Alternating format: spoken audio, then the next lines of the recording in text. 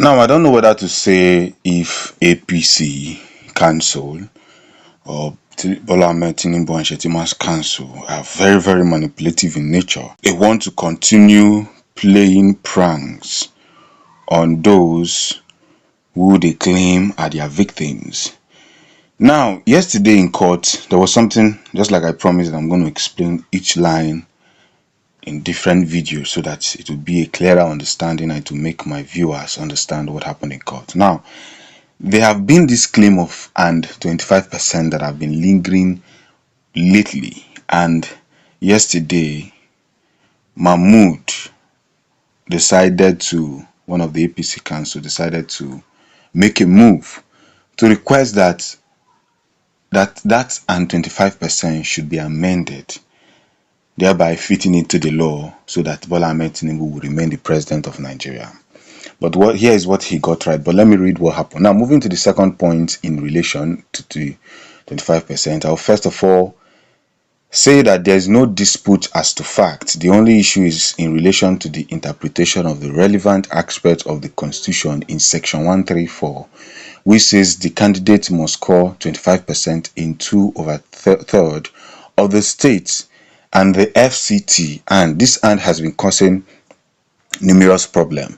But let's break it down. Your Lordship should not adopt an approach that will result in an absurdity, which the voters in FCT ascribe superior position than other voters. We hereby submit our argument. This is Mahmood. Now let me break it down to layman language. Now Mahmood, in other sense, has decided to make some kind of focusing referral. That's what we call it. Mahmood moves on to the requirement that a candidate must score 25% in 2/3 of the state and the Federal Capital Territory FCT. He asks the court to interpret this section of the Constitution in a way that doesn't give voters in the FCT more power than voters in other states.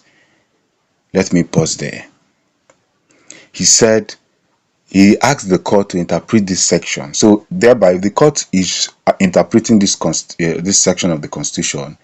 He is asking that the voters in FCT should not be seen as superiors. What he doesn't understand is that the Constitution states that you have to get 25% in 2/3 of other states and 25% in FCT. So why will you be Nigerian president if you cannot be you cannot gain 25% in the FCT where you are going to be sitting as the president? Is absurd. Remember the case of Obasanjo? Obasanjo got 25% in Abuja.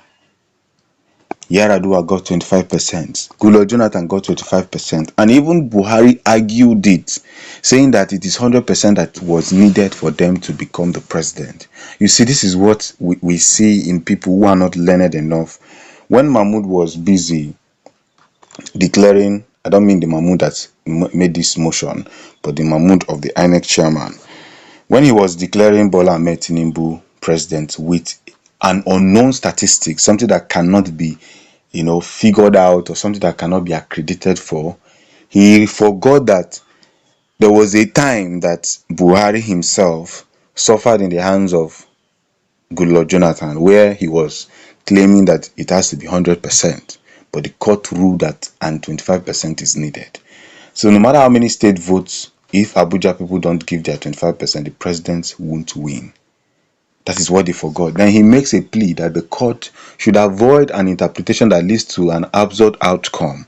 They have forgotten that they are now remembering absurd outcome, but they forgot that 25% have been used to declare 5 presidents or 4 presidents. We have Obasanjo, we have Umar Musa Yar'Adua, we have Goodluck, we have Buhari. 4 presidents before Tinubu. Should they now compromise because of Bola Ahmed Tinubu wants to become the president? This is what I just want to understand. Should the court compromise because somebody intends to be the president or somebody stole in to become the president? This is something that makes it more funny. He makes a plea that the court should avoid an interpretation that leads to an absurd outcome where voters in one area are seen as more important than others. With this, he concludes his argument, stating INEC case that the election was fair and asking for any complaint to be dismissed. Personally, since law does not use emotions or and is the normal and LP should win on their technicalities and they can then rewrite that part later, but they shouldn't give one state a veto truly. Do you understand? So court does not move by emotion.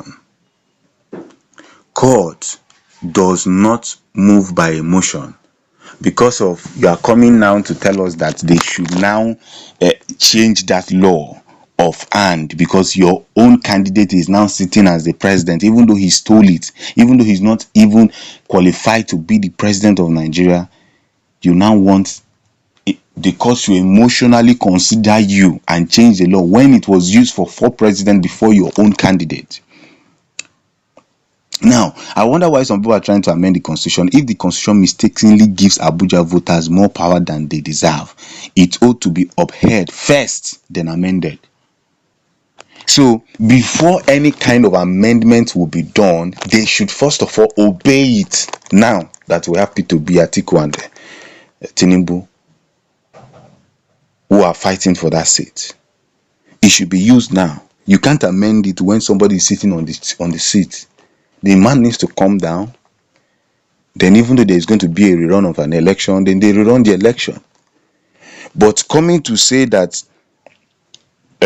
you have to amend it now when the case is in court, and this is what the constitution said, they have never amended it before, they didn't amend it before, is a joke. And I learned that Justice Samani is beginning to do something funny in the court.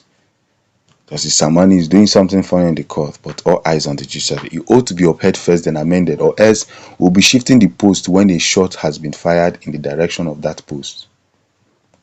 That's criminality. That's very big criminality. So it should be used first. It's not when you say, okay, let's shoot on this post.